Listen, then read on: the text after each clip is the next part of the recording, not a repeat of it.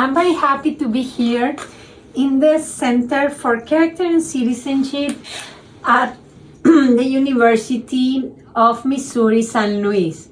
Thank you so much, Dr. Mindy Bier, for receiving me for this interview. Oh, I'm happy to do it. So, I would like to make some questions about virtuous education and leadership. So, Dr. Melinda Bier, she's the co-director of the Center for Character and Citizenship here in the university. And we will talk about the beautiful program she leads. What is the importance of virtuous education in families, schools, and universities? Well, I think, virtues and being virtuous, that's what we as humans are when we're at our best. And so, that doesn't happen by chance. We really need to do that very intentionally. And so, we do that through education. The next generation learns what we as a society value and what our ideals and our culture are through education. And the first educators are the family. And so we need parents to understand the virtues and also intentionally teach the virtues to children, to give them opportunities to grow in the virtues. And then, followed by schools. Schools need to be very intentional about giving children the opportunity to think about the virtues, to understand them deeply, and then to practice them, because the virtues are all about doing, right? It's how you enact your ideals. So it's not just thinking and it's not just feeling, it's also about how to do your best.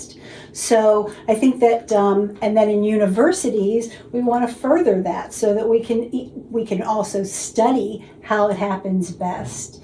But giving kids the opportunity to develop a much deeper understanding of the virtues. So I think in all of our institutions, it's really important also that our institutions represent the virtues, that they model the virtues.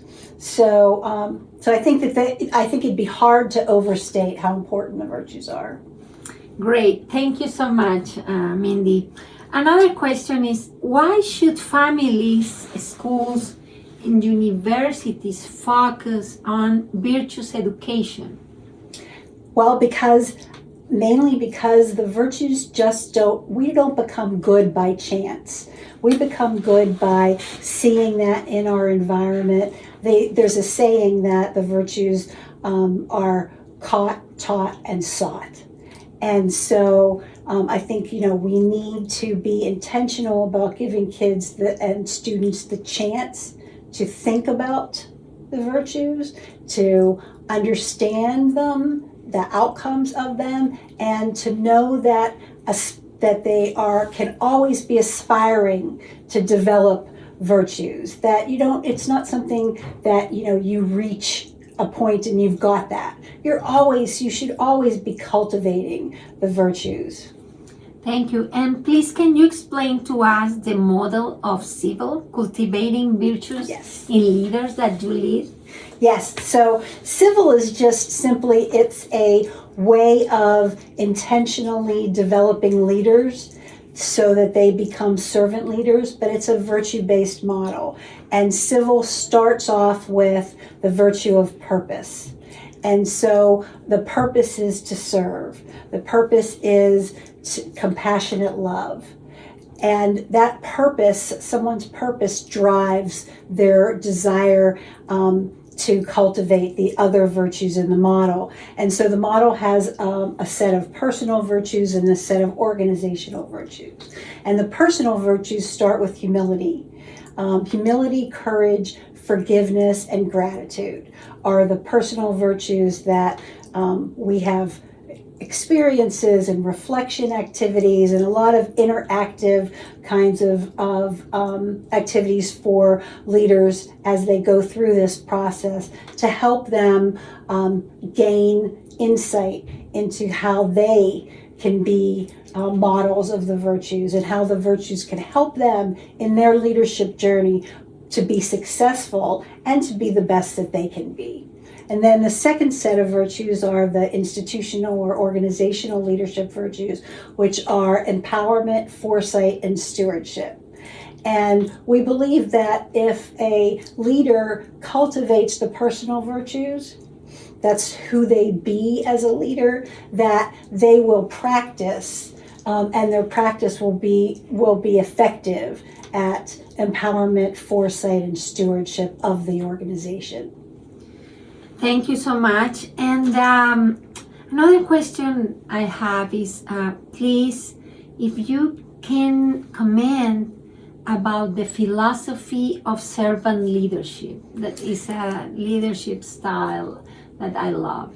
Yes, servant leadership, I mean, it is a leadership philosophy that is thousands of years old. It's ancient. Every major religion includes servant leadership.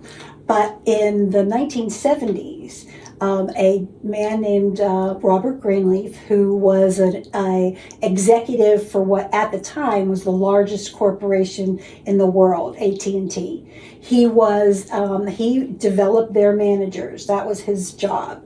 And he had some ideas about what management should be like. And he had some ideas about what he was seeing. He was, was right after the 1960s when there was so much turmoil with youth, and he believed that a lot of our institutions didn't have the right leadership. And so he developed this concept of, to be a leader, you had to use power wisely, and that you had to have the feeling that you wanted to serve, and that because you wanted to serve people, that led you to want to be a leader. So serving came first before leadership.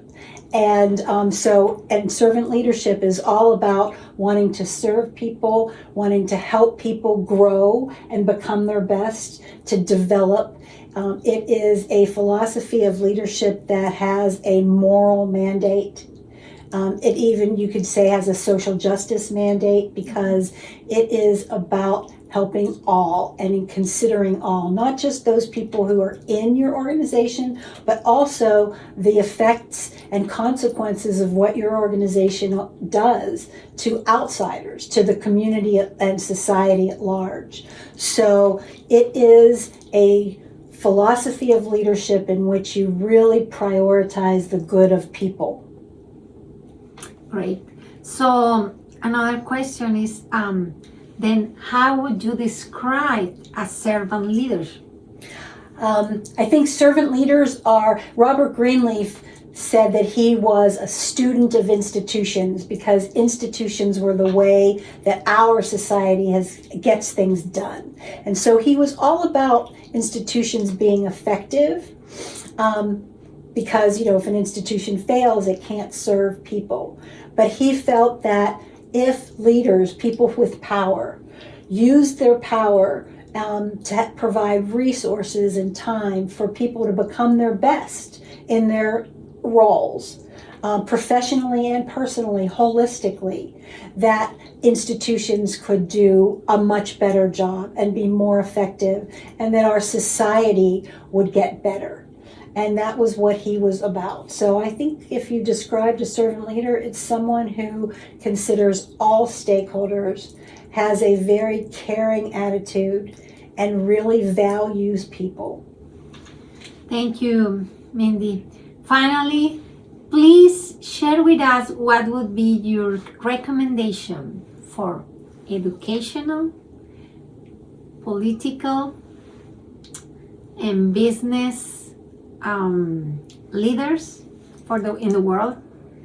Well, I think that my recommendation would be that servant leadership is probably the leadership philosophy that you should adopt, that we want our leaders, people in power, to adopt. And my recommendation would be that that doesn't happen by chance. It takes intentionality. People need to cultivate the virtues of servant leadership, and that they need to constantly be renewing them. Mm-hmm. And that hopefully, as they become great servant leaders, they will in fact model that, and the people downstream will become great servant leaders. Thank you so much.